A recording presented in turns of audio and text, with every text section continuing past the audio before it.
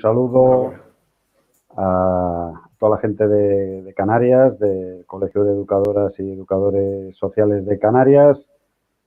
Bueno, vamos a dar un pequeño margen para que se vayan sumando más gente a este streaming de esta clase de protección de datos. Voy a aprovechar para iros contando alguna cuestión previa y así aprovechamos que otras compañeras se van sumando, como aparecen aquí en la pantalla.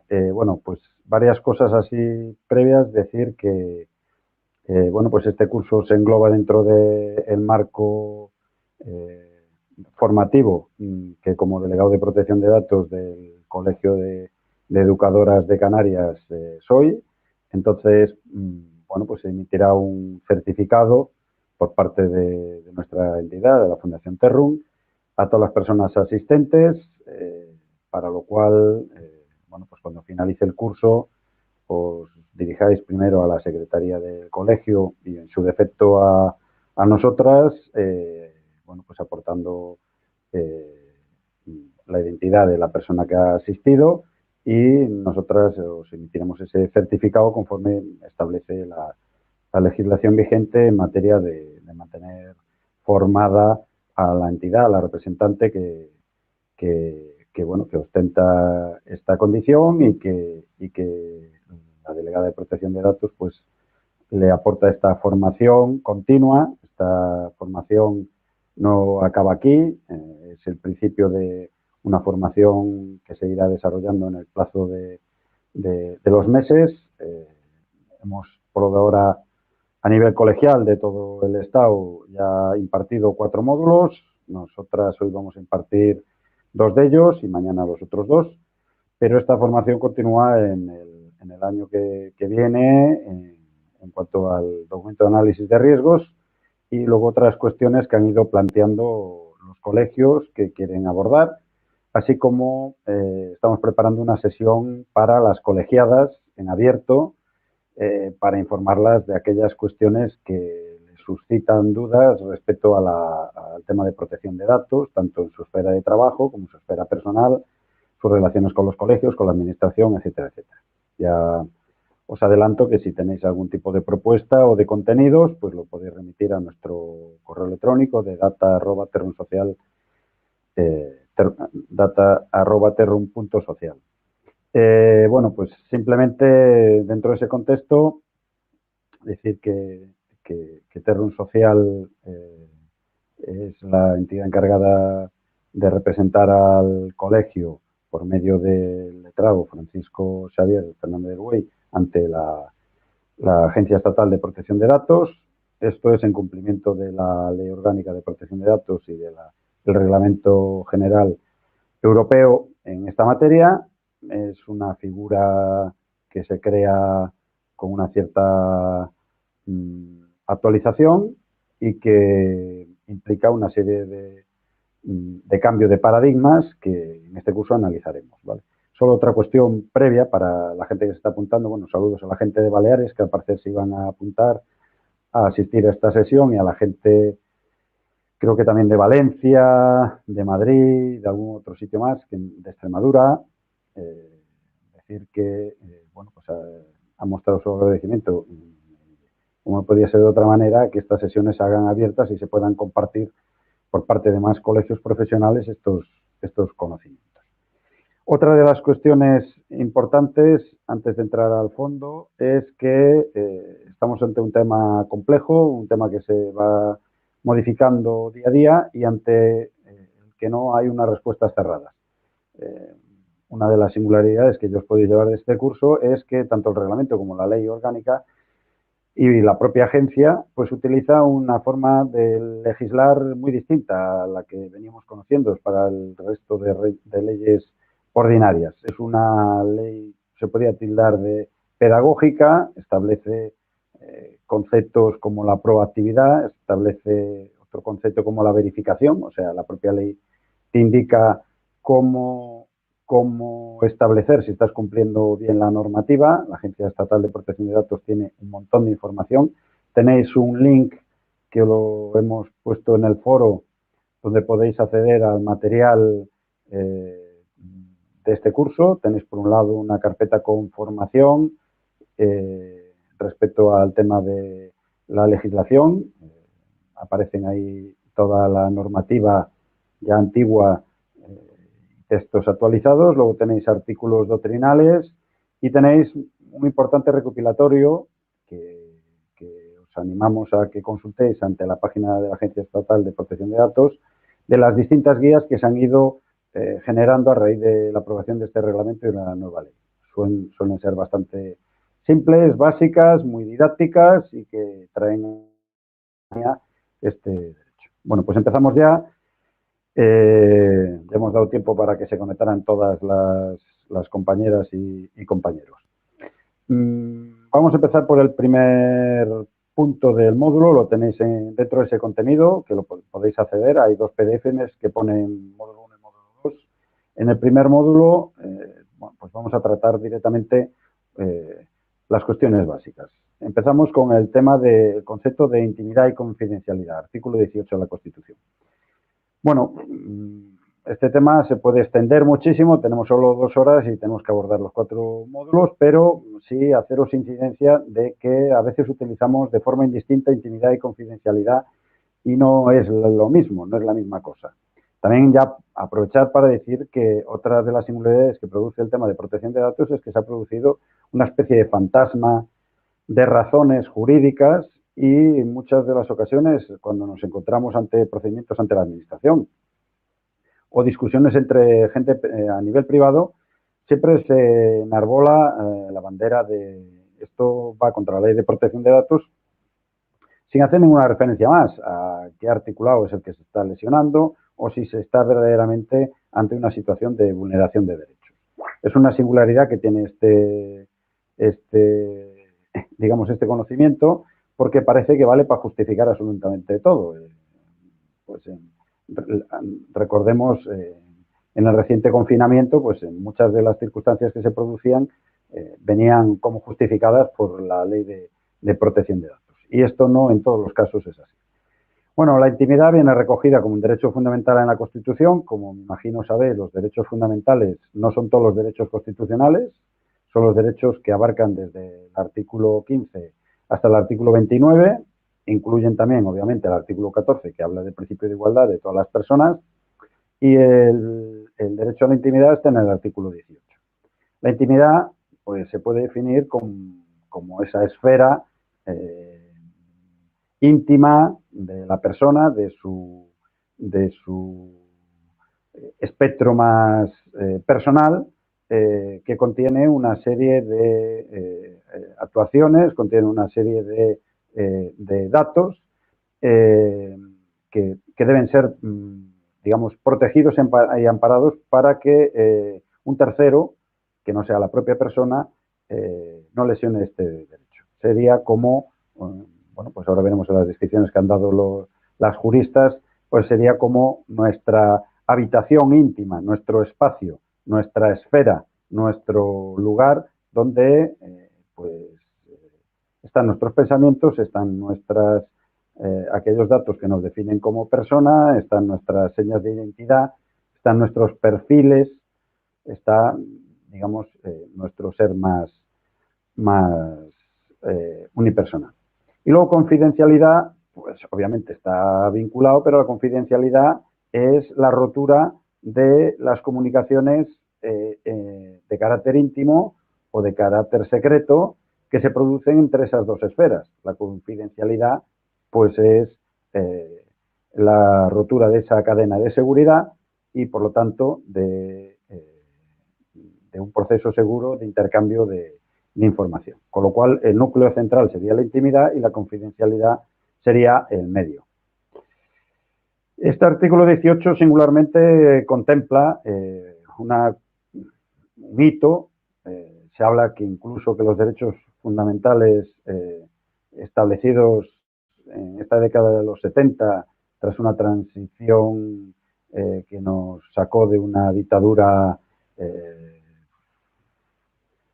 brutal, pues estos derechos fundamentales singularmente recogían elementos que en aquel momento no se podía llegar a saber cuál era su alcance total, como a día de hoy, como estaríamos hablando de la inteligencia artificial o el Big Data, pero sí recoge habeas data. El habeas data es, pues digamos, ese diseño que hace nuestra Constitución ya en los años 70 de que el derecho desarrollará aquellas medidas para que el desarrollo de la informática y sus aplicaciones respeten la intimidad y confidencialidad de las personas. Por parte de las juristas se habla de que es un derecho fundamental que le ha nacido a la Constitución. Era un derecho que en su momento, cuando se diseñó, no estaba plenamente desarrollado. Dentro de este módulo primero hablamos también del tema de la evolución histórica, de la protección legal del derecho del artículo 18. Lo voy a intentar tratar un poco por encima, tenéis toda la normativa ahí en la información. Es muy interesante porque se ve que en un periodo muy corto de tiempo hemos pasado de unas visiones, digamos, más civilistas de la cuestión de la protección de datos a que a día de hoy sea un conocimiento del haber común de las ciudadanas y que tengamos una agencia de protección de datos, una legislación con rango de ley orgánica específica y todo un desarrollo importantísimo en el día a día de las educadoras sociales. Entonces, bueno, pues para que sepáis así, donde se empezó a hablar o a citar por primera vez, bueno, ahí veis que en el apartado de intimidad os decimos que, bueno, que la visión americana de la intimidad se utiliza la palabra privacidad en el derecho americano. Si veis alguna película donde se hable de este tipo de actuaciones, hablan de privacidad, o si leéis algún contrato de Google o de Alphabet, cualquier otra app que os estén pidiendo una conformidad, pues están hablando de privacidad por en vez de intimidad. Y bueno, pues básicamente así de las primeras menciones que hay a este derecho, como no podía ser de otra manera, se produjo bueno, pues el derecho americano, por ser una democracia que ya tenía una serie de prerrogativas constitucionales, y bueno, de las primeras veces que se cita es William Pitt cuando habla de el hombre, la mujer, en su castillo. Hace una referencia a una frase épica y viene a explicar que la privacidad, la intimidad es esa persona en su esfera, en su casa, en su castillo. Esto ya fue en 1763, obviamente en el Estado español en ese momento poco o nada se estaba diciendo al revés. Al respecto de esto. Tenéis más referencias ahí del derecho americano. Esta referencia sale en una película muy interesante, el juez Thomas Cowley, que es de procedencia irlandesa, habla de los elementos del derecho y los derechos de la privacidad. Todo esto sale, sobre todo, en esta revista de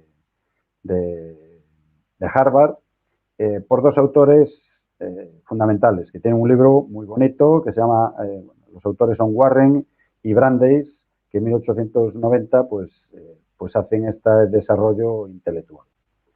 Eso en cuanto a autores y autoras que desarrollan esta idea. Rápidamente estas ideas se acaban filtrando en los juzgados, en la jurisprudencia. Como sabéis, el sistema americano permite que los jueces y las juezas pues hagan unos pronunciamientos que acaban de alguna forma siendo ley. No es así exacto, pero es bastante distinto al sistema español o europeo, donde las juezas están sometidas al imperio de la ley. Pues no, la justicia americana pues puede hacer avances, que bueno, se ven en las películas perfectamente, donde se cita el Estado contra Johnny lo que sea, y en el caso de pues, su libertad. Bueno, pues aquí la primera sentencia, en 1905, la Corte Suprema de Georgia, tenéis ahí el caso de Pavicic, al respecto del derecho a la propia imagen, derecho a la intimidad de la vida privada. Todo ello bajo el fundamento jurídico es un derecho innato que surge a la luz de las leyes naturales. Como sabéis, la Constitución americana es una constitución, es la más antigua del del mundo. Tiene un articulado pequeño, básicamente construido en Filadelfia obviamente con la influencia inglesa, y bueno, pues tiene una serie de enmiendas, las archiconocidas enmiendas.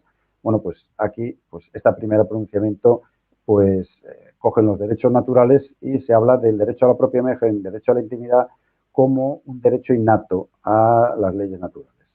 Tenéis ahí otras referencias más a otras sentencias, y las primeras referencias al derecho a la intimidad, de lo que decía antes, el hombre o la mujer en el castillo, es la inmunidad del ciudadano en su domicilio frente a la acción del gobierno y por extensión de la protección de su persona.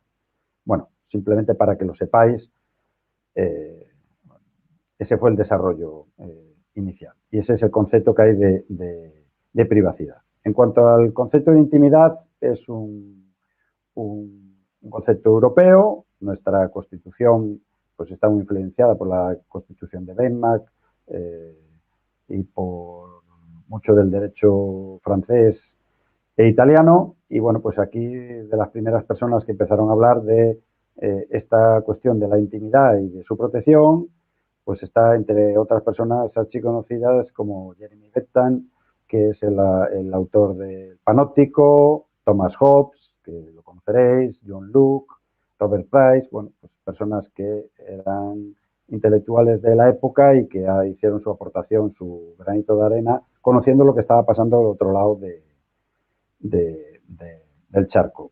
El avance se produjo sobre todo en el Reino Unido. Hay una ley de 1961, 1961 es ahí atrás, sobre un proyecto de ley de no invasión de la privacidad de Lord Mancroft. En el 67 Alexander Lyon, en el 72 un comité recupera todas estas resoluciones, y no fue hasta el 79 que se habla de una protección de datos personales derivadas del tratamiento automatizado. Para que veáis, 1961, que daros de cuenta de que nuestro Código Civil es de 1889, ¿vale? Pues como quien dice, ahí atrás, pues aún se estaba, digamos, en la prehistoria de la protección de datos, con leyes que iban saliendo. Eran leyes transversales, leyes que se incluían en tratados de comercio, en el propio Código Civil, pero no eran unas grandes leyes protectoras. En Alemania tenéis la ley de 1970, que es la ley Hex, y luego todo esto se capilarizó cara a Europa. Aquí sí quería hacer un inciso, es simplemente, bueno, pues para que tengáis esos conocimientos, que no fue hasta el año 1981 que no hay digamos, un tratado, una convención a nivel internacional que recoja esta necesidad de protección de la intimidad. En 1981 es el Convenio para la Protección de las Personas con respecto al tratamiento automatizado de datos de carácter personal del 28 de enero de 1981. Esto es, este convenio vino a sentar las bases de lo que sería nuestra primera ley orgánica de protección de datos y el desarrollo tal y como lo conocemos a día de hoy. Pero repito, muchísimas de las cuestiones que a día de hoy se dan como asumidas, en aquel momento no se daban. Entre otras cuestiones, por ejemplo, ya voy al final de las conclusiones, en aquel momento no se partía de la premisa que el paradigma era el consentimiento expreso, ni esa actitud proactiva por parte de la persona que trata los datos. Hay otros textos que se vienen a confluir con estos, son las directrices para la regulación de los archivos de datos de la Asamblea General del año 1990, de la Asamblea General de las Naciones Unidas, que la también tenéis ahí en el recopilatorio legislativo, y luego las directrices de la OCDE para la protección de la privacidad y flujos transfronterizos. No fue, pasamos de ese año 81, sí, se desarrolla una ley orgánica en el Estado español, una ley pues, con muy poco recorrido, y no fue que se produce, digamos, la gran emergencia legislativa a nivel europeo, nos estamos refiriendo, hasta el año 95. Esto sí que ya es muy próximo, hace 26 años. Hasta el año 95 es que se aprueba la directiva, que está, bueno, pues es interesante que la conozcáis, es la directiva 4695 del Parlamento Europeo de 24 de octubre relativa a la protección de personas físicas con lo que respecta a los tratamientos de datos personales y su libre circulación. De esta directiva tienen que pasar muchísimos años, hay montones de cambios, tanto a nivel geopolítico como a nivel legislativo, hasta que aparece, eso sí, ya digamos el último hito, que es el reglamento, que es el que nos trae causa aquí. O sea, ahora mismo tenéis designada una delegada de protección de datos en virtud de la aplicación de este reglamento. La actual ley orgánica se aprueba en virtud de este reglamento. La obligación de que los colegios profesionales tengan una delegada de protección de datos se hace en virtud de este reglamento 679-2016. Este es el reglamento que está ahora mismo operando. Explicaros una singularidad. A nivel estatal, en nombre de las leyes, pues los reglamentos básicamente son aprobados por el Ejecutivo, las leyes por el Parlamento, y básicamente los reglamentos tienen un rango inferior a la ley por jerarquía normativa en nuestro sistema constitucional. En Europa no funciona así con el nombre. No os confunda la palabra reglamento porque, así como las directivas es normativa que los estados están obligados a realizar la transposición, o sea, esta directiva anterior del año 95 es la que nos lleva a la transposición de la penúltima ley orgánica de protección de datos que teníamos, pero el reglamento es de obligado cumplimiento, es de ejecución inmediata, tiene unos plazos para que entre en vigor, particularmente entró en vigor en mayo del año 2018, que fue cuando iniciamos nuestra relación de delegada de protección de datos a todos los efectos con los colegios profesionales. Así, a día de hoy, para que hagáis ahora un pequeño resumen de este apartado, en esa época que se hablaba en Harvard o en los Estados Unidos sobre la privacidad, aquí poco o nada se estaba diciendo. Me estoy refiriendo tanto al siglo XVIII como al siglo XIX.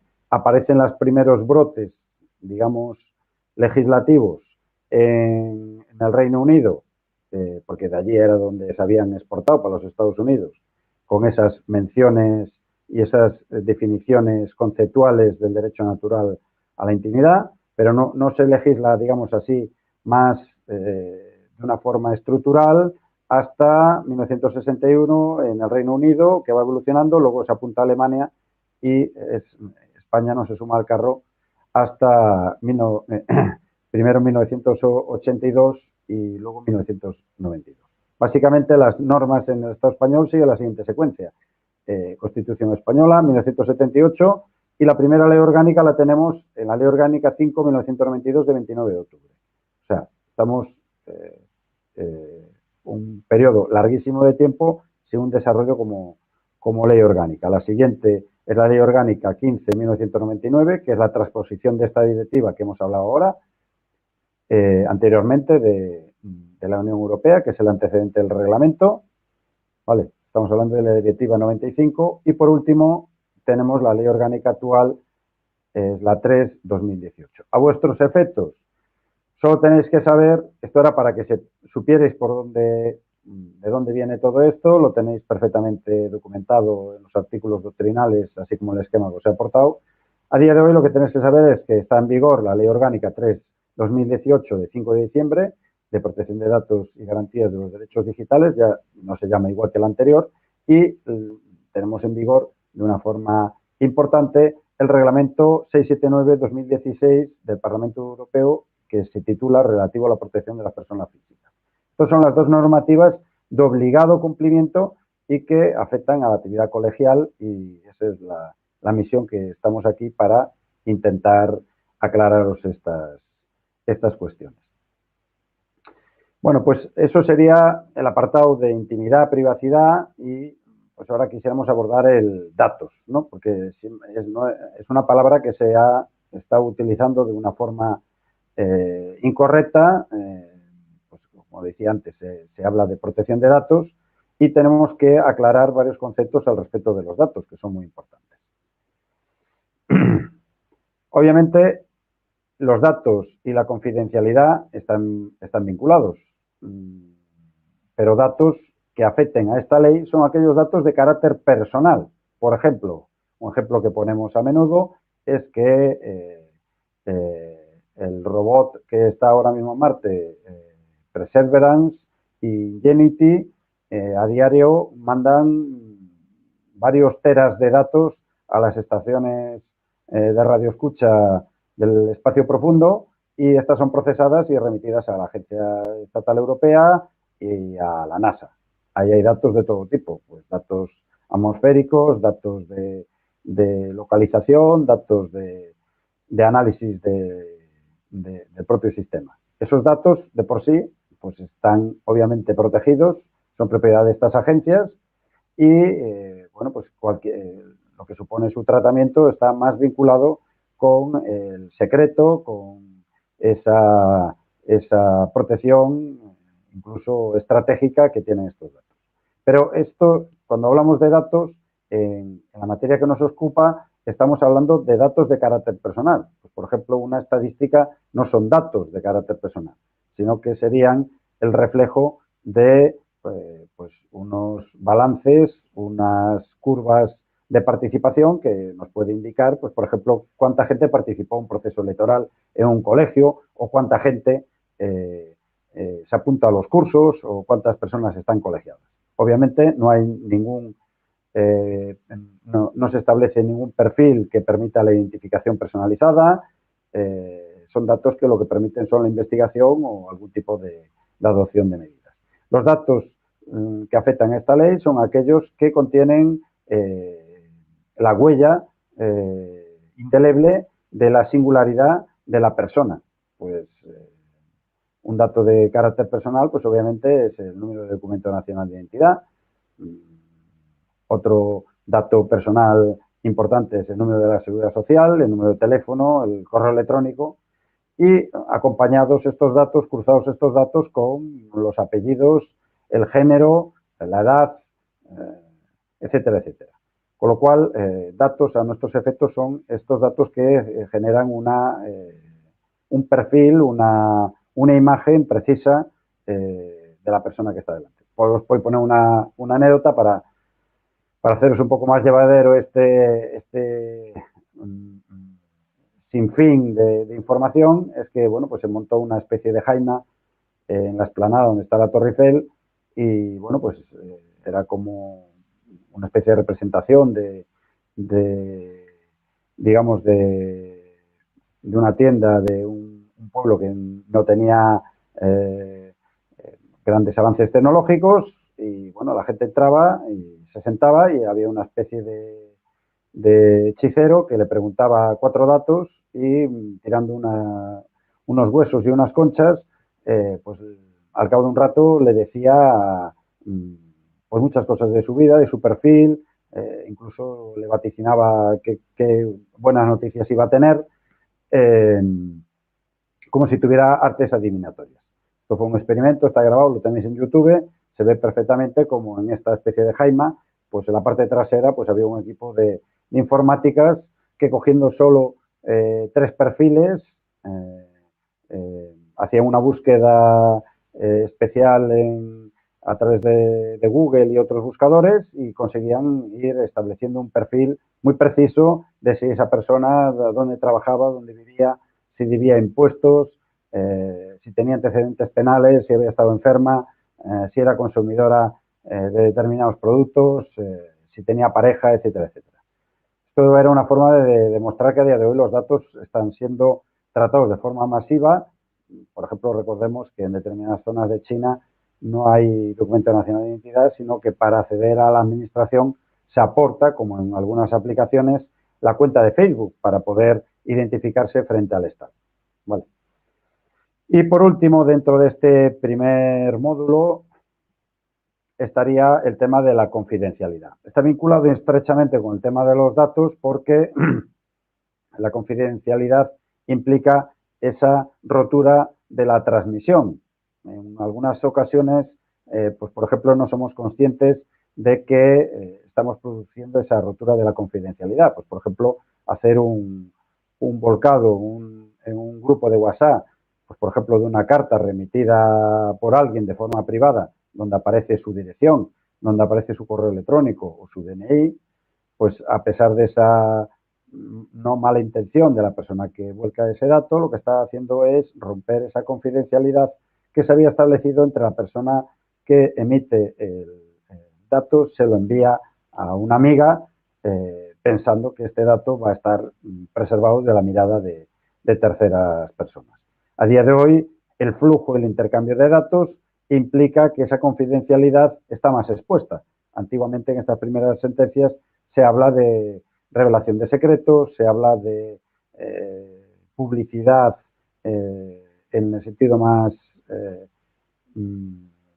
material de la palabra. De hecho, una de las primeras sentencias habla de que alguien se puso a contar lo que comía un ciudadano en la plaza pública, ¿no? Pero a día de hoy el flujo de datos y la cantidad y la velocidad con la que se produce este intercambio y una falta de conciencia al respecto de lo que se está intercambiando, pues está produciendo un ataque, digamos, esta confidencialidad que obviamente por ende lesiona el derecho a la intimidad. Esto sería, en cuanto al primer módulo, lo que podríamos analizar. Lo hemos analizado de una forma más rápida porque básicamente repasando tenéis lo tenéis en el PDF número 1, tenéis el concepto de la intimidad y la confidencialidad, el nacimiento del principio habeas data, la evolución histórica y los colegios profesionales. Una cuestión previa antes de pasar al segundo módulo, decir que aunque esto ya lo hemos bueno, pues insistido por nuestros informes y ya lo conocéis a través de bueno, pues por vuestra propia formación, es importante incidir que en toda esta cuestión entran los colegios profesionales y en esta normativa europea, donde se obliga a los colegios profesionales a la designación de una delegada de protección de datos, y no así, por ejemplo, a las asociaciones comunes que no están obligadas a esta designación por la naturaleza jurídica de la entidad. Siempre se habla en las charlas, en las conferencias, de que los colegios profesionales son una entidad de derecho público. Ayer mismo aquí estábamos hablando al respecto del marco jurídico de los colegios profesionales y explicando que hay esas potestades, esas 4 potestades que aparecen en el artículo 5 de la Ley de Colegios Profesionales, que son de representación exclusiva, que son las potestades deontológicas y sancionadoras y, por último, de control de la formación permanente.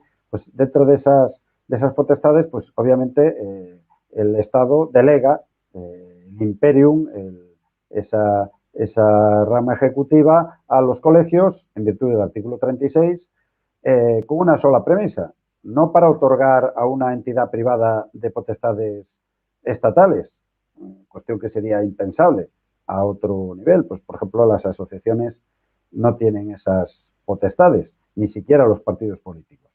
Se le otorga esa potestad en virtud del artículo 36 por entender que solo los colegios profesionales, como unión de los profesionales y de iguales, pueden conocer en profundidad el desempeño de la profesión, pueden conocer en profundidad a las usuarias y consumidoras y sus necesidades y, por lo tanto, es entre iguales, entre el modelo más idóneo para que se produzca ese control deontológico, ese control profesional, que en el caso de no incumplirse llevaría aparejada el procedimiento sancionador. Por lo tanto, las resoluciones que ponen fin, por ejemplo, al procedimiento sancionador, las mismas tienen vía de impugnación ante el juzgado de contencioso administrativo, con lo cual quiere decir que la vía contenciosa administrativa, que se encarga de dilucidar de resoluciones en el ámbito administrativo, hay 2 partes, la ciudadana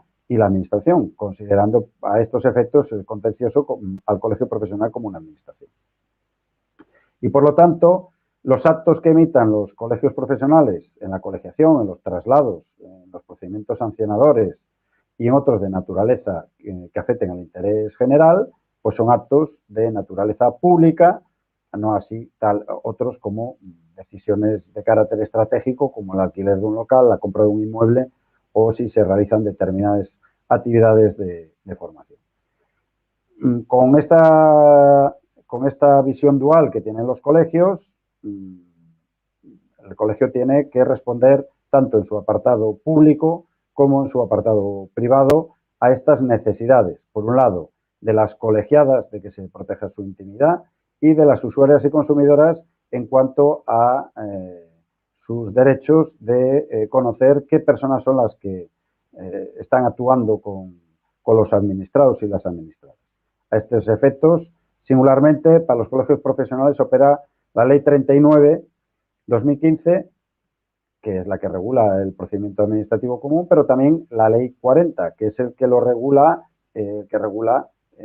esta misma materia, pero para la propia administración pública. Ley 39 y Ley 40 del 2015.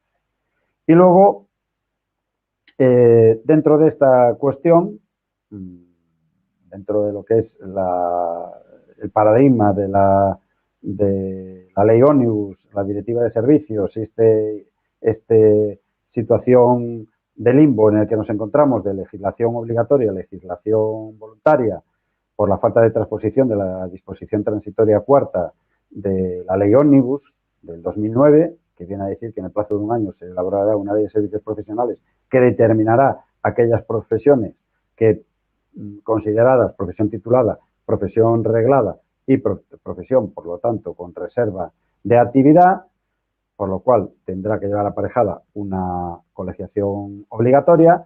En el caso de los colegios, como el de Canarias y los otros, pues nos encontramos en una situación de limbo, pero que eso no implica que el comportamiento jurídico deba mantenerse en el espectro de cara a las usuarios y consumidores de un colegio profesional con colegiación obligatoria. ¿Por qué? Porque se está afectando al interés general de terceras personas. Esto lo explicábamos en la presentación de la Ley Reguladora de Educación Social en Navarra, ante el Parlamento de Navarra, donde estábamos la tramitación ante el Congreso de los Diputados de la aprobación de esta ley, en el sentido de que la ley, hasta que no sea aprobada esta ley de servicios profesionales o ley de colegios profesionales y sus servicios, existe una obligación por parte de los colegios, porque son estos, los colegios, los que amparan los derechos de las personas colegiadas y, por tanto, sobre todo lo que amparan son los derechos de las usuarias y consumidoras. O sea, con el marco europeo actual, pues los colegios profesionales incluso carecerían de sentido jurídico, porque es un marco de un mercado, de una economía de mercado, de una Europa de los mercados, donde no puede existir ni un monopolio, ni una limitación, ni una discriminación, como así habla la Directiva de Servicios y la Directiva de Cualificaciones Profesionales. Los colegios existen en virtud de que son las primeras garantes de que las usuarias y consumidoras puedan acceder al ejercicio de sus derechos. Y estos derechos solo se pueden ejercitar si hay una buena gestión colegial y, por otro lado, si se protege su derecho a la intimidad y la confidencialidad. ¿De qué manera? Pues lo voy a explicar. El artículo 10 de la Ley de Colegios Profesionales, que es una ley preconstitucional, la Ley 4/1974, establece en su artículo 10 la creación de una ventanilla única. La ventanilla única, pues hay un conocimiento así un poco parco del asunto, se entiende que es como una especie de aplicación informática donde se cubre una serie de datos y se puede entrar en un área privada, pero verdaderamente no es esto. La ventanilla única tiene, digamos, dos apartados. Estaría el apartado colegial, donde las personas que se quieren colegiar pueden dar su alta colegial, pueden pedir el traslado, pueden tener un seguimiento de su expediente, pueden acceder a las elecciones, incluso podrían llegar a votar, ese es el objetivo, pero el otro apartado de la ventanilla única es tanto igual o más importante que el primero, ya que el primero se correspondería con una organización de carácter interno como la que puede tener cualquier empresa, pero esto tiene que estar unido con la otra parte, que son las usuarias y consumidoras, donde si veis cualquier ventanilla única de colegio de abogadas o de colegio de psicología, veréis que se le da más preeminencia a la parte que tiene que ver con las usuarias y consumidoras. Esto es, al censo colegial. Se ha repetido muchas veces la pregunta de si la naturaleza de estar colegiado o colegiada es un dato que se puede conocer. No es que se pueda conocer, es que es de obligado conocimiento. Las usuarias y consumidoras tienen derecho a saber si, por ejemplo, el que os habla en su condición de letrado, ahora mismo está colegiado o colegiada. Solo tenéis que acceder en Google al censo de la abogacía, ponéis mis apellidos, que son del Buey Fernández, y automáticamente aparecerá que me encuentro colegiado en el Colegio de Coruña con el número 6494 y con el Colegio de Orense con el número 1982. Incluso aparece mi domicilio profesional. Esto es así porque de ninguna otra manera las colegiadas tendrían la capacidad para cotejar que esa persona que les está atendiendo se corresponde con una persona que está sometida a un control en cuanto a capacidad, mérito, titulación y preparación por parte de los colegios. Pues salía en la prensa, pues como un médico pues ha estado 10 años ejerciendo tanto en el ejército como en la seguridad social sin estar, bueno, pues sin tener la titulación y porque había un fallo en la ventanilla única y no se pudo hacer el rastreo de esta persona. Estas son las garantías. Le preguntaban a estos días cómo se podía cotejar esto y, bueno, pues ya se dijo que ya había medidas porque esta ventanilla única que viene del derecho europeo ya está implantada hace mucho tiempo. Y poco más en cuanto al primer módulo. En cuanto al segundo, vamos a abordar, llevamos 40 minutos, vamos a coger un poco de resuello. Un poco, en el módulo 2, dentro de las funciones colegiales, en el marco de la función pública establecida legalmente, las actuaciones autorregladas. Bueno,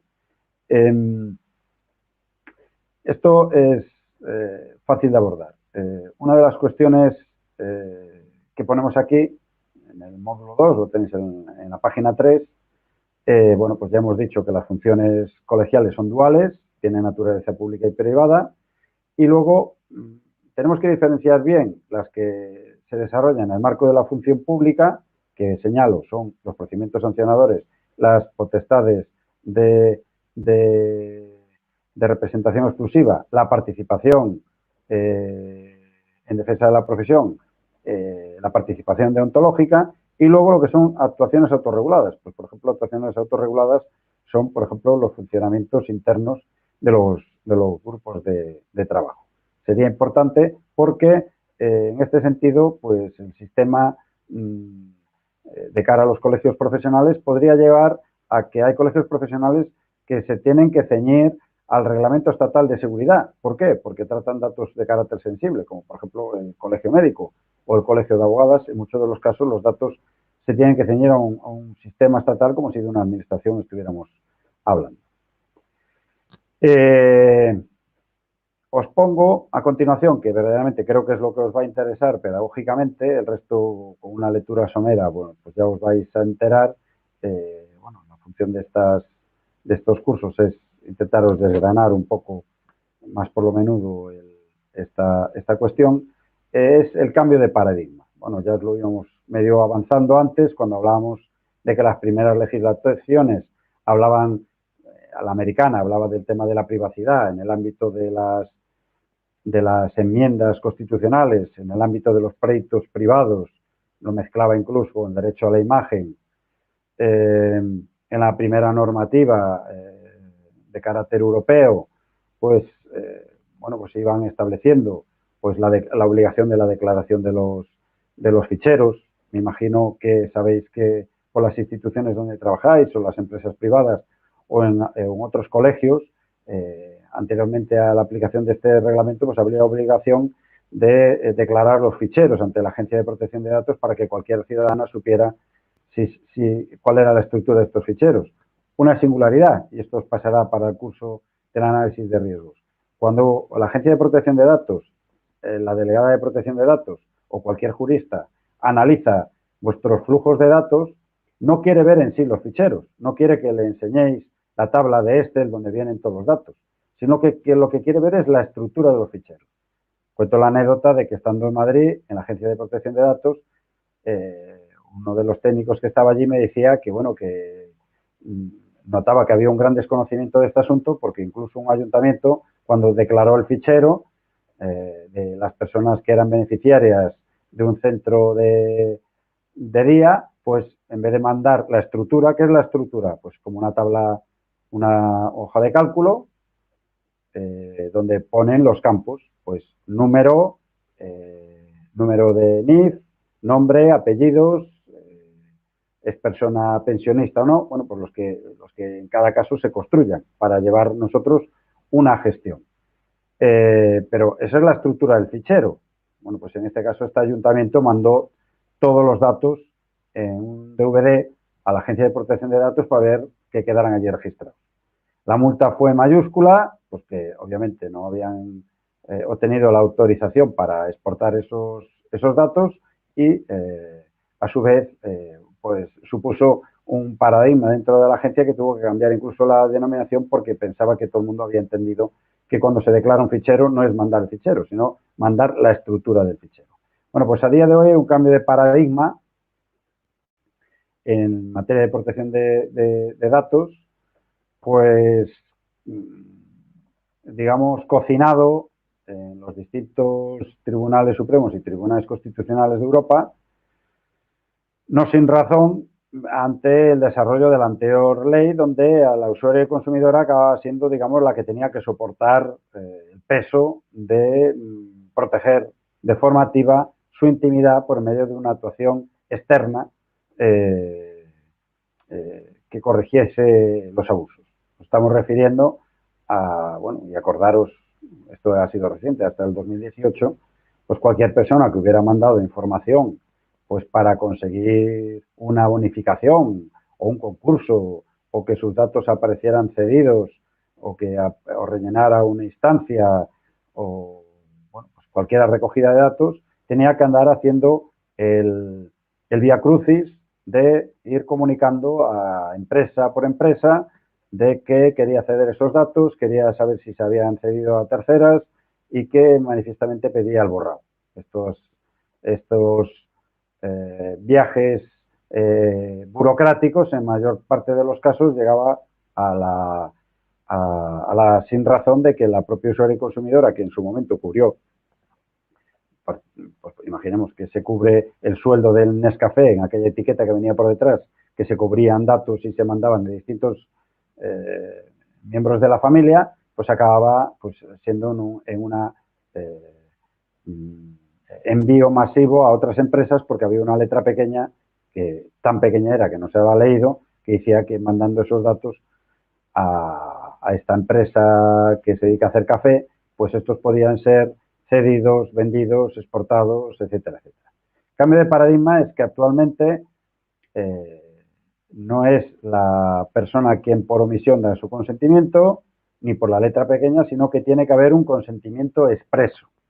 Esto es, primera paradigma y primero elemento para que tengáis presente los colegios. O sea, siempre que recojáis algún dato, se tiene que hacer la advertencia de que se está recogiendo ese dato, si va a ser procesado, si va a ser tratado, con el consentimiento expreso. Por ejemplo, imaginemos que estamos en una asamblea y se le pide a 4 o 5 personas que para formar parte de la mesa den sus datos, normalmente hasta la fecha pues se recogía los datos y ya está. Bueno, pues hasta ese acto de recoger esos datos para el envío o la participación en una mesa tiene que haber el consentimiento expreso.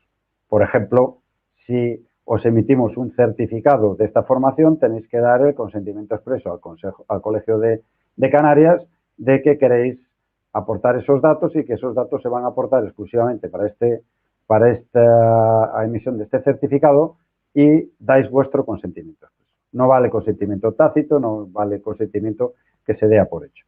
Otro ejemplo, en materia de colegios profesionales, cuando entró en vigor y nos tuvimos que designar en más de 10 colegios profesionales de la educación social como delegada de protección de datos, tras una asamblea donde se puso en conocimiento que habían pasado los 2 años de vacatio legis para que entrara en vigor, o sea, se hizo tarde, mal y a rastras.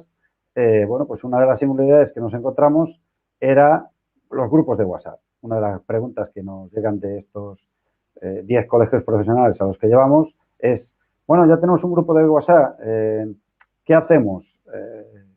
¿Vale con que con que manifiesten su conformidad diciendo sí. Digo, no vale, porque no hay un consentimiento expreso del acto de incorporarlos al grupo.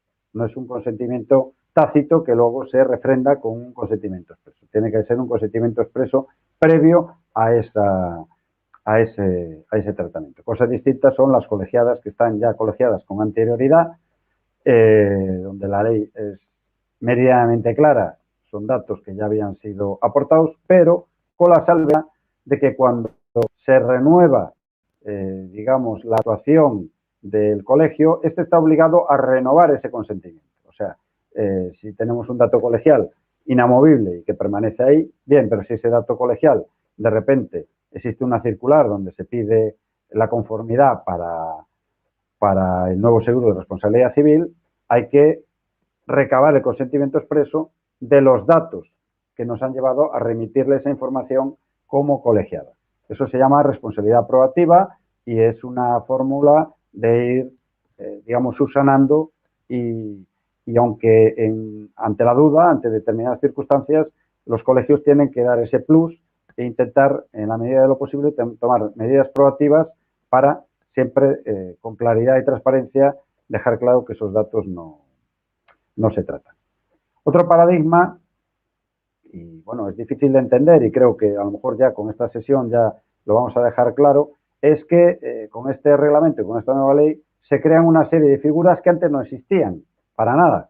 Se crean figuras que vienen del derecho anglosajón, se crean figuras para permitir la identificación de la responsabilidad. Sobre todo se crea una de las figuras muy clara, que es la del responsable, porque, bueno, pues tras mucho tiempo las corporaciones de derecho público y particularmente los colegios, bueno, pues se ha determinado por tanto el Tribunal Supremo como las audiencias provinciales que las corporaciones de derecho público tienen responsabilidad penal.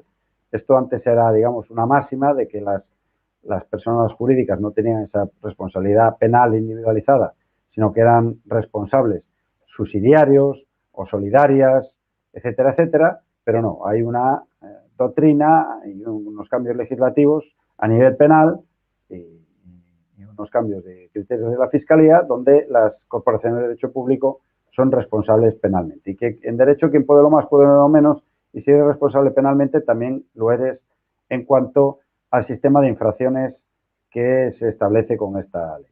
Entonces, así las cuatro figuras más importantes son, por orden, sería primero la delegada de protección de datos, es una figura de obligada designación. En principio hay todo un estatus diseñado para respetar la independencia de esta figura, pues por ejemplo en colegios que tienen designada a una persona de su propia entidad, que sepa el colegio que con independencia de su relación laboral, pues esta persona, que es la delegada de protección de datos, no se le puede remover así como así, o sea, no puede, como respuesta de un colegio frente a una resolución de la delegada de protección de datos comunicando una fuga de datos, no puede inmediatamente despedirla, porque tiene este principio de independencia y solo se puede, digamos, distraer de sus funciones en unos casos tasados. Luego tiene una formación específica. Existe un registro de delegadas de protección de datos en la Agencia de Protección de Datos que podéis comprobar. En Canarias la realizamos con motivo de las elecciones y cualquier ciudadano puede comprobar si el Colegio de Canarias tiene esta figura obligatoria designada y es un registro público que se puede acceder simplemente poniendo el NIF de la entidad. A las personas delegadas de protección de datos se les exige una formación continua en materia de protección de datos, una validación por parte de los organismos y existe incluso colegios profesionales de delegados de protección de datos que intentan pues, que esa formación y esa garantía cada vez vaya más. Es una figura, como digo, anglosajona, que es similar a la Compliance Officer, es, digamos, un auditor o una auditora, alguien que reacciona ex ante. Ex ante significa que antes de que pase cualquier cuestión, la delegada de protección de datos, como por ejemplo en nuestro caso, emitimos tres tipos de resoluciones. Unas tienen que ver con las sugerencias, que son más de tipo genérico, sin un especial valor jurídico. Luego hay circulares donde se informa de los cambios legislativos y de las cuestiones que tienen que operar y se piden una serie de datos en esas circulares. Y luego estarían los avisos, que serían como de obligado cumplimiento. Para recordar, el aviso así más importante fue el cierre de la ventanilla única por parte de todos los colegios profesionales, porque esta no reunía las garantías mínimas de intimidad, privacidad, consentimiento expreso, etcétera, etcétera. Por lo tanto, las delegadas de protección de datos, su función no es establecer formalmente los criterios de encriptado o la organización interna, sino pues dar primero formación y dar una serie de instrucciones de qué normativa que hay que cumplir. Básicamente, esta normativa que hay que cumplir se resume en un documento que está ahora mismo en poder del Colegio de Canarias y de otros, que se llama Documento de Análisis de Riesgos, que es como una verificación. Bueno, pues hay que empezar verificando de arriba para abajo. Bueno, pues ¿el colegio tiene designado delegado de protección de datos? Sí, no. ¿El colegio tiene política de privacidad? Sí, no. ¿El colegio tiene el protocolo de derechos arco articulado? Sí, no. Entonces, se hace una serie de verificaciones y al final, digamos, tendríamos esta ITV, por decirlo de alguna manera, de protección de datos en este documento sintetizado del análisis de riesgos, que, como digo, será motivo de formación específica, dada su complejidad y que se basa sobre todo en saber identificar los riesgos. Os doy así solo una pequeña idea. Básicamente, cuando le pides a una empresa que te identifique cuántos ficheros, digamos, los ficheros serían como las vocales en lectoescritura, cuántos ficheros son los que maneja, la estructura de ficheros, pues en una empresa normal pues te dirán que tienen un fichero de trabajadoras, tienen un fichero de proveedoras y tienen un fichero de gestión administrativa. Vale, pues en cada fichero de esos hay una serie de campos que son los que analiza el DPD para comprobar si, pues, por ejemplo, se están tratando datos sensibles. En el fichero de trabajadoras digo yo que no hará falta saber si esa persona tiene diabetes o no, o si esa persona es de la zona subsaharaui o si se encuentra en riesgo de exclusión. Son datos que tienen que ser para aquel cometido. Bueno, pues singularmente a las empresas, cuando al cabo de un rato se le preguntan más cosas, empiezan a aflorar ficheros. En la última que hemos estado haciendo el análisis de riesgos, de los 3 primeros ficheros declarados acabaron apareciendo 15 de cosas que pensaba la empresa que no eran ficheros. Pues, por ejemplo, tenía un fichero de formación para remitirle a la fundación empresa a aquellas trabajadoras que iban a recibir formación. Bueno, pues ese es un fichero. Tenían otro de pluses de transporte, pues ese es otro fichero. Incluso tenían uno de organizar las cenas de empresa, pues obviamente ese es otro fichero. Entonces, bueno, pues esto se determinará en el documento de análisis de riesgos, es bastante complejo, lo tenéis ahí, lo tienen los servicios, la Secretaría del Colegio, y podéis ir echándole una ojeada, veréis que es muy didáctico y pedagógico, tiene unas instrucciones al final, marcadas en amarillo, de cuáles son las distintas fases, es un proceso paulatino, se va a ir cumplimentando. Eso en cuanto a la delegada de protección de datos. En cuanto a la responsable, eso es un tema bastante complejo y que ha suscitado un montón de dudas porque, pues como su nombre indica, la responsable es la responsable ante la Agencia de Protección de Datos. Hay que decir que las multas y las intervenciones por parte de la Agencia de Protección de Datos no son baladí. Por ejemplo, os cuento una muy interesante, que era una academia que recogía los datos de las personas que se querían apuntar para cursos que estaban como becados, como gratuitos, y luego nos llamaba a estas personas que se apuntaban recogiendo un dítico en la calle y posteriormente, en los años siguientes, estas personas recibían en su domicilio ofertas de clases de oposiciones o otra serie de cursos de formación continua. Bueno, pues este grupo de academias fue sancionado con 35.000 euros por estar utilizando datos de forma continua, sin obtener consentimiento expreso y sin que estos datos tuvieran ningún tipo de utilidad, porque esta persona se había apuntado a un curso becado, en teoría, o sea que era una trampa, cogían esos datos y luego mandaban esta publicidad. Hubo una discusión de quién era la responsable. En este caso, al tratarse de una cooperativa, pues estuvieron intentando dilucidar y finalmente acabó siendo la responsable la que en aquel momento ocupaba la gestora, la administradora de la cooperativa. Bueno, pues en los colegios no existe mucha casuística, pero todo indica que en el caso de haber algún problema de fuga de datos, de falta de cumplimiento de la normativa o que exista pues, un expediente a ese respecto, pues la responsable es la presidenta de la Junta de Gobierno. Obviamente, como es un órgano colegial, pues estas responsabilidades posiblemente se repartirían, pero bueno, en principio en la política de privacidad reza la señora, la persona que ejerce la presidencia. Luego se produce también otra confusión.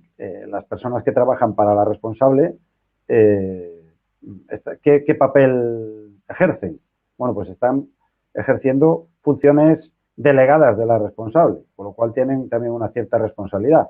Pero esta delegación tiene que ser, digamos, expresa. Pues, por ejemplo, una empresa que tenga 10 trabajadores no quiere decir que todas las personas estén autorizadas para tratar los datos. Habrá personas que se dediquen a hacer simplemente el tratamiento documental o otras que se encarguen de dar información y que sean algunas las que acceden a esos datos. Por regla general, en las secretarías técnicas de los colegios, casi todas las personas acceden a datos, están tratando datos y por lo tanto ocupan el mismo papel subrogado de la responsable. Pero no son otra persona distinta, que sería la encargada, que hay mucha confusión. Los tres papeles serían delegada de protección de datos, responsable y encargado.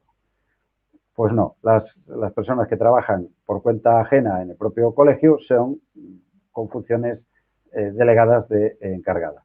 Ahora, de responsable, perdón. Ahora, eso sí, en este análisis de riesgos se incorpora, pues, por ejemplo, la lista de trabajadoras que tienen acceso a estos datos y se pide su contrato, porque ya se ha producido la singularidad de alguien estar ejerciendo estas funciones delegadas, funciones en el mundo administrativo, y sin embargo las personas estaban contratadas con contratos de promoción o contratos de obra y servicio o contratos que eran meramente de promoción, de comercial, etcétera, etcétera. O sea, que tiene que haber una cierta sintonía entre quién está realizando las ocupaciones y su puesto de administrativo o administrativa.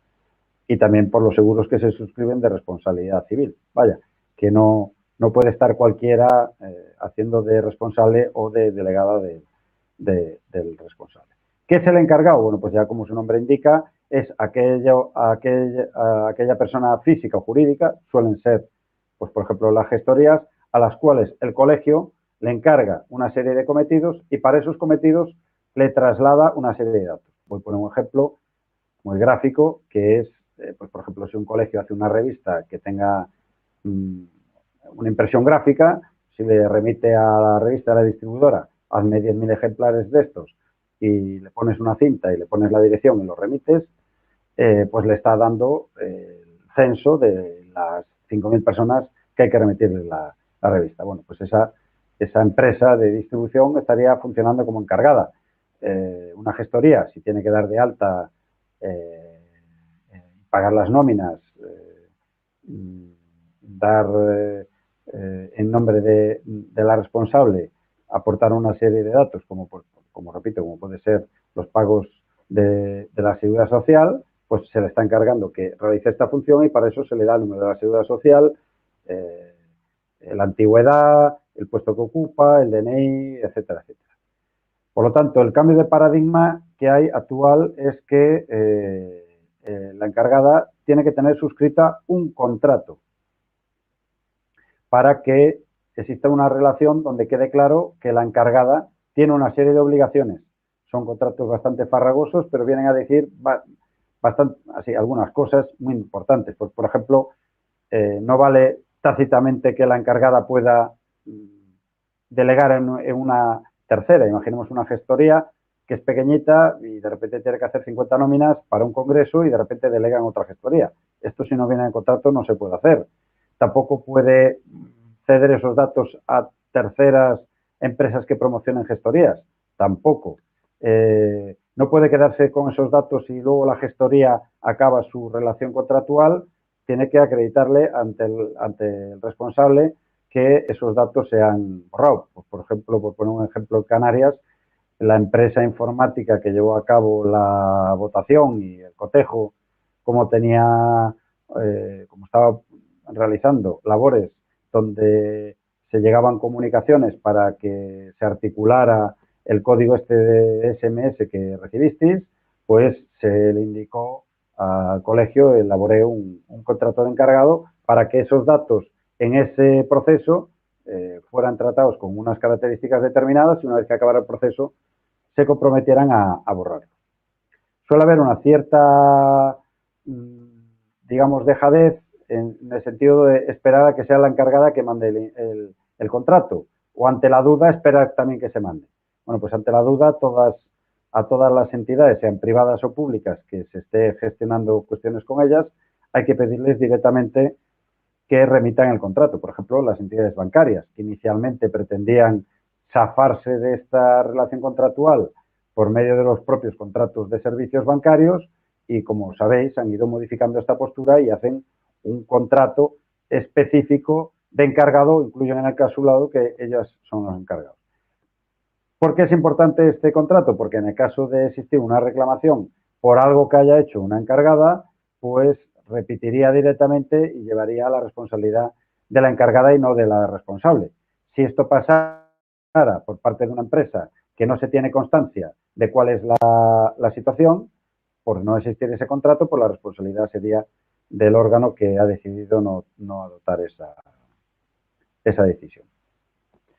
Y ya para ir acabando, por si no os he hecho el cerebro, dentro de este módulo 2, hablar de una de las cuestiones que, bueno, a lo mejor en vez de estar hablando del hombre o la mujer en el castillo, a ese derecho, que no lo dije anteriormente, lo tenéis ahí, que os quedáis con él, que es la primera formulación jurídica que se hace, que dice ni más ni menos que es el derecho a que me dejen en paz, que curiosamente han pasado siglo y medio y ahora vuelve a estar vigente y salen muchas sentencias y se utiliza como digamos, un leitmotiv frente a la intromisión de las grandes corporaciones, como ha pasado recientemente con fugas masivas de datos, para que sepáis que fue la primera expresión posterior a la del hombre o la mujer en el castillo, fue la de derecho a que me dejen en paz.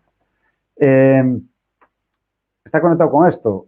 La base de legitimación para el tratamiento de datos se plasma en un documento que tenéis que se llama Política de Privacidad, que indica una serie de datos en el acceso virtual que puedan realizar las colegiadas, que pueden picar su política de cookies y su política de privacidad. La política de cookies está vinculada con la ley de mercado en el mundo virtual, y también es importante, pero la política de privacidad lo que sitúa es una explicación. Primero, explica qué actores o actrices son las que participan en este proceso. Indica cuál es la identidad de la delegada de protección de datos, por si acaso hay algún problema de falta de respuesta por parte de la responsable. Bueno, otra de las figuras dentro de este contexto, por hacer un paréntesis, la responsable tiene que estar en coordinación con el delegado de protección de datos y con la propia agencia de protección de datos, porque sobre todo estos mecanismos están pensados para cuando se produce una fuga de datos, que puede poner en peligro derechos de terceras. Por ejemplo, pues una colegiada coge un portátil del colegio y se va a dar una charla y se despista a la salida y deja ese portátil en un colegio público y al día siguiente desaparece, y si ese portátil está sin contraseña, pues se pueden acceder a los números de cuenta o a circunstancias personales de los trabajadores que forman parte del colegio. Por lo tanto, inmediatamente hay que activar el protocolo de comunicación de fuga de datos, tanto a la responsable como la responsable en su defecto al delegado de protección de datos, que es el que indica cuáles son los pasos que hay que seguir, y ante la duda una comunicación directa ante la Agencia Estatal de Protección de Datos. Bueno, pues en recapitulamos para atrás, en esta base de legitimación, que es la recogida, por ejemplo, en la política de privacidad, hay un apartado que habla de quiénes son estos personajes, delegado de protección de datos, responsable de encargado, y luego hay otro apartado, antes de ir nada más adelante, de base de legitimación. Es curioso como muchas empresas o incluso colegios, en esta base de legitimación dice, está legitimado por consentimiento expreso, está legitimado para este proceso de recogida de datos, para este congreso, por decisión propia. Y esto no es así. O sea, los datos, este es otro concepto que mañana abordaremos en profundidad, los datos solo se pueden tratar si existe una legitimación. O sea, no existe esa idea de, por un interés histórico, un interés científico o coleccionista, como el coleccionista de huesos, voy a recoger datos por si me hicieran falta. Pues, por ejemplo, hay colegios que guardan los datos de los cursos que ha dado en el año 2010 para llevar, digamos, un histórico bucólico, no sé, académico, cuando esos datos, pues, no tiene ningún sentido que permanezcan archivados. ¿Por qué? Porque la base de legitimación es la que es. ¿Cuál es la base de legitimación? Primero, la ley de colegios profesionales, es lo que primero que hay que situar. Cada vez que tengáis que justificar vuestra actuación, la primera, la base de legitimación de por qué estáis recogiendo datos, la ley de colegios profesionales. La segunda, la ley que crea el colegio en el ámbito autonómico insular. Y la tercera, pues son los propios estatutos o el reglamento de régimen interno. Tiene que estar legitimado y ahí tiene que aparecer de alguna manera esa legitimación. ¿Cuáles son los apellidos de esta legitimación? Pues, por ejemplo, una base, un fichero de datos de las colegiadas, la base de legitimación para tratarlo no es que exista un colegio profesional, sino la base de legitimación son las funciones propias colegiales que tiene que desempeñar un colegio. Con lo cual, el fichero de colegiadas tiene número de colegiado, número secuencial, nombre y apellidos, DNI, domicilio profesional, etcétera, con la idea de que con esos datos son los datos que permiten el elemento constitutivo de la colegiación. Sin esos datos sería imposible. Pero hay, por ejemplo, en un fichero colegial no se tiene que incluir otros datos que no cumplan esa función. Pues, por ejemplo, si esa persona es violenta, no puedes decir, bueno, pon aquí una X si eres violenta. Porque dentro de las funciones colegiales, la base de legitimación no está a controlar las conductas heteroagresivas de las personas. Pues es un dato que no tiene sentido cogerlo porque no está legitimado el colegio para hacerlo. Tampoco podría recoger datos de carácter de la ideología, de otras cuestiones que son de carácter sensible. Esta base de legitimación a veces, porque tenemos ficheros simples como el de colegiadas, pero por ejemplo el de bolsas de empleo o un fichero que he ido encontrando por el camino en los colegios profesionales, fichero de injerencia profesional, de competencia desleal, ¿vale? Pues de repente hay un fichero donde aparecen nombres de las empresas, nombres de las encargadas, nombres de personas que han participado en saber si tal fundación o tal entidad contrata educadoras sociales tituladas o contrata a gente sin estudios. Bueno, pues ese fichero, la base de legitimación no existe. O sea, dentro de las funciones de los colegios profesionales no es hacer una investigación en el ámbito laboral si se cumplen esas normativas. Eso es propio de un sindicato. No existe una reserva de actividad y, por lo tanto, esa actividad investigatoria del colegio carece de esa figura. Otro muy singular son las consultas jurídicas, que también nos hemos encontrado esta singularidad. Pues como hay colegios que hacen acopio de las consultas que dirigen las colegiadas para ser filtradas y que la consultora jurídica las conteste, pues, por ejemplo, hay ficheros donde pone relate los hechos, ¿vale? Hay un montón de datos. Bueno, pues otros hechos relacionados con esto, no procedimientos sancionadores, sino consultas. Entonces, no existe legitimación porque los colegios no tienen legitimación para la resolución de conflictos privados, ni dentro de sus funciones está la tutela judicial efectiva, ni tan siquiera la defensa de personas a nivel individual, como podría ser un sindicato o otro tipo de organización. Por lo tanto, las bases de legitimación no son baladí y hay que intentar en cada fichero saber cuál es la legitimación que lleva a cabo. Ya para acabar, que son las 8:15 y para que bueno, pues podáis decidir mejor, voy a intentar ir al apartado de el Reglamento General de Protección de Datos en cuanto al consentimiento expreso, la responsabilidad proactiva y las figuras de nueva creación. Todo redunda a lo mismo, se puede abordar de una forma o de otro. Ya he explicado lo del consentimiento expreso, pero esta responsabilidad proactiva implica que el consentimiento expreso lleve un plus, lleve un intento por parte de la persona que da su consentimiento, intentar explicar también que los datos tienen un sentido, tienen por ese principio de calidad de los datos, su aportación tiene un sentido. Por ejemplo, imaginemos que estamos frente a una evaluación de un curso y se coge una ficha de autoevaluación, pero que sea personalizada, y donde haya un campo que ponga, dígame usted si hay alguna compañera que se haya portado bien o mal. Bueno, pues dentro de ese consentimiento expreso para ese tratamiento de datos, había que, por responsabilidad proactiva, también explicar en ese formulario que diga si el ambiente ha sido bueno o malo, que no proceda a usted a dar datos íntimos y personales que su tratamiento podría estar lesionando a terceros. O sea, la responsabilidad proactiva en el consentimiento expreso implica ni más ni menos una búsqueda insistente en que las personas que dan su aprobación sepan que se están tratando sus datos y en qué condiciones. Pongo otro ejemplo del famoso formulario de Google respecto a la participación en una encuesta o un curso. Es un formulario que, si lo abrís, cita normativa americana y luego pone frases muy escuetas que no van con esta filosofía de la proactividad de consentimiento expreso. Bueno, pues el consentimiento expreso tiene que llevar también implícito, para que la persona pueda decidir sí o no, pues datos al respecto de, si son necesarios, de cuál es el uso que la base de legitimación, pues se recogen estos datos para dar formación, y esta formación es una actividad propia de los colegios profesionales dentro de su ruta estatutaria.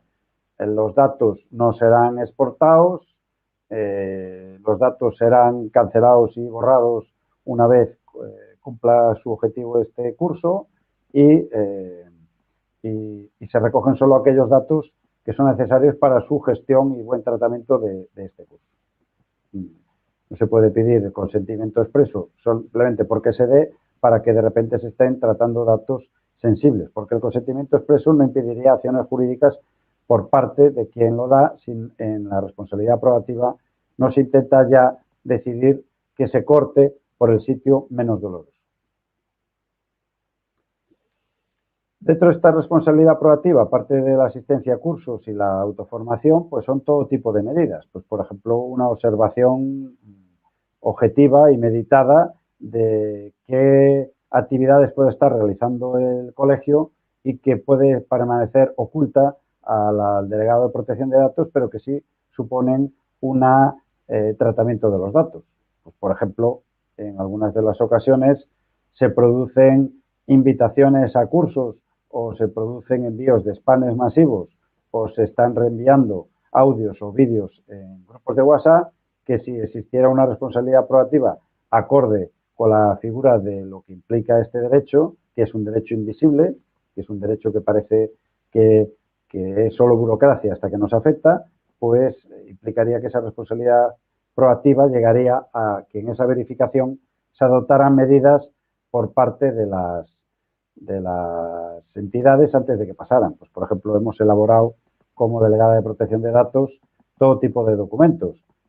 Pues, por ejemplo, cesión de imágenes, aclaración de información de tratamiento público de la imagen para cuestiones didácticas o pedagógicas.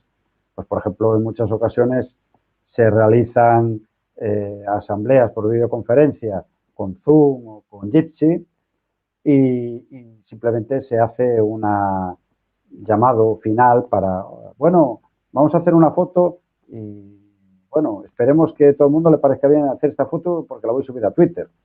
Esto no es así. En responsabilidad proactiva, antes de esa reunión, esas personas, si son en un órgano permanente, tienen que tener un documento de compromiso de confidencialidad, no vale que sea de forma posterior por falta de conocimiento de la norma, y la participación en este tipo de reuniones debería llevar implícito la advertencia que con carácter previo sus imágenes pueden ser tratadas para fines del propio colegio.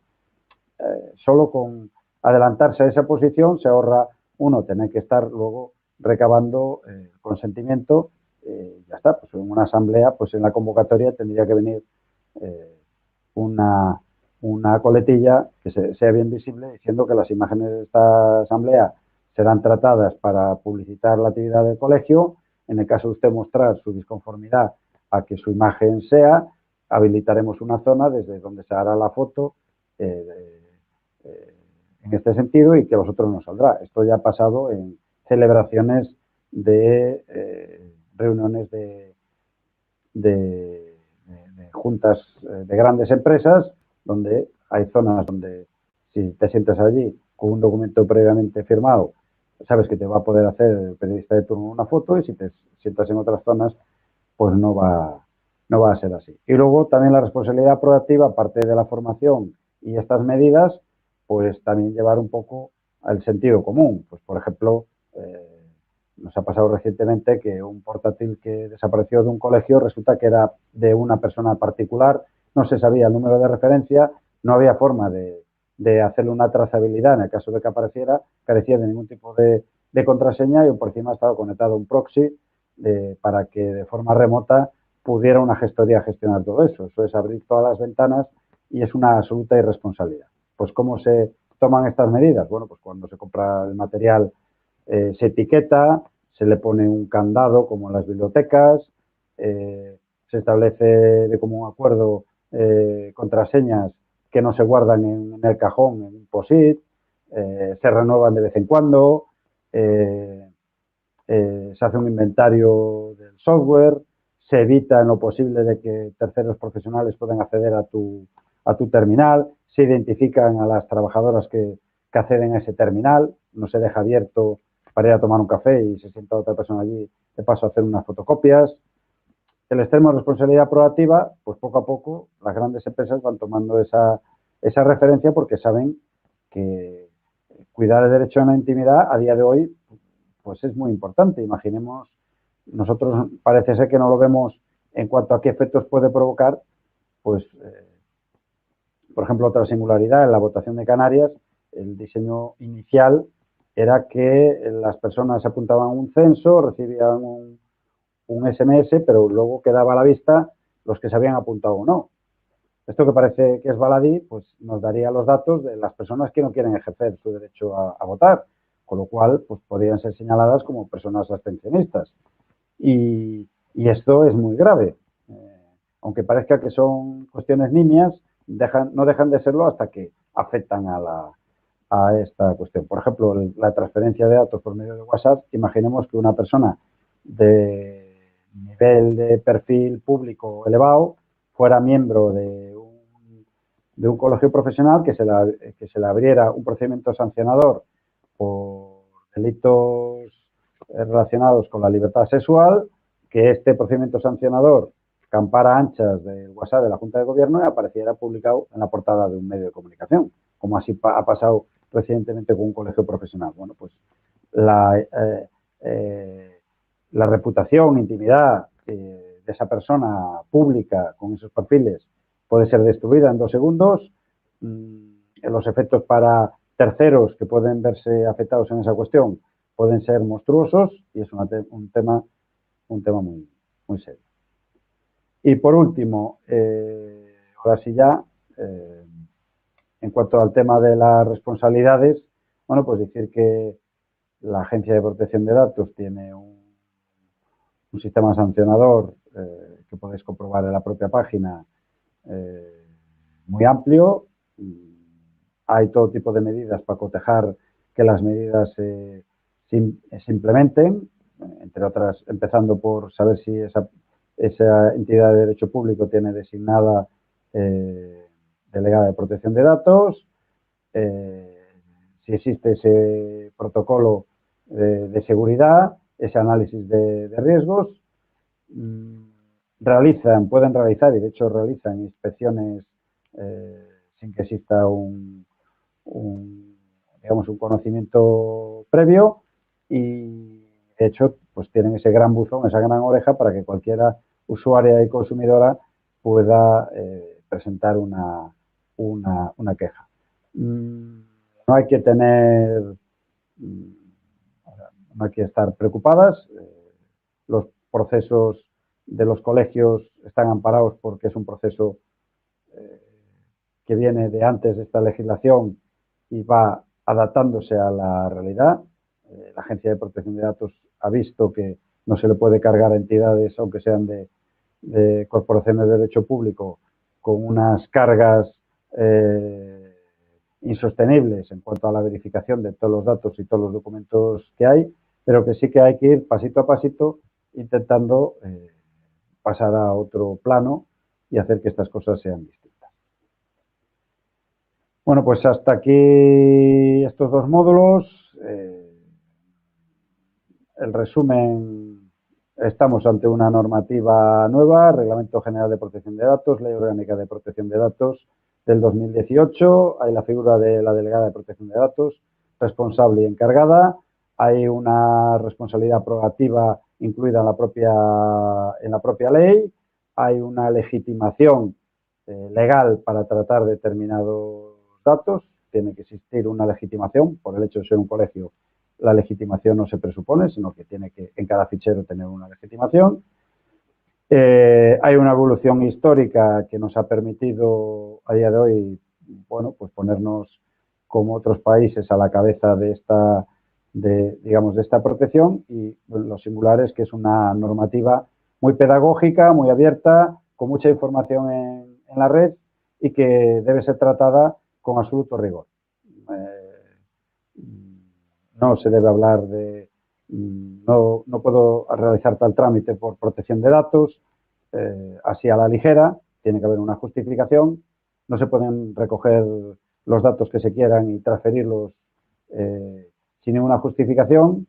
Tenemos que entender lo que son los datos de carácter personal, tenemos que entender el concepto de que solo necesitamos aquellos datos necesarios, tenemos que entender que los datos no se coleccionan, tenemos que entender que toda lesión de esas comunicaciones es afectar a la confidencialidad, y por último tenemos que entender que la intimidad es un derecho fundamental de eficacia directa y cuyo amparo se puede pedir ante cualquier órgano jurisdiccional y administrativo.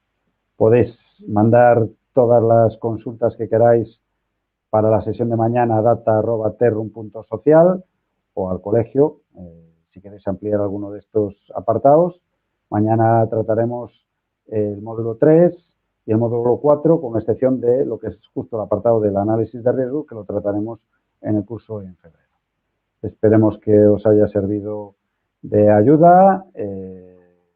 Aquí estamos para lo que necesitéis. Un saludo a la gente de Baleares, de Murcia, de Extremadura, Madrid, creo que gente de Asturias y de Andalucía, y por supuesto a la gente de Canarias, y bueno, un apoyo solidario por todo lo que está pasando con el volcán. Buenas noches.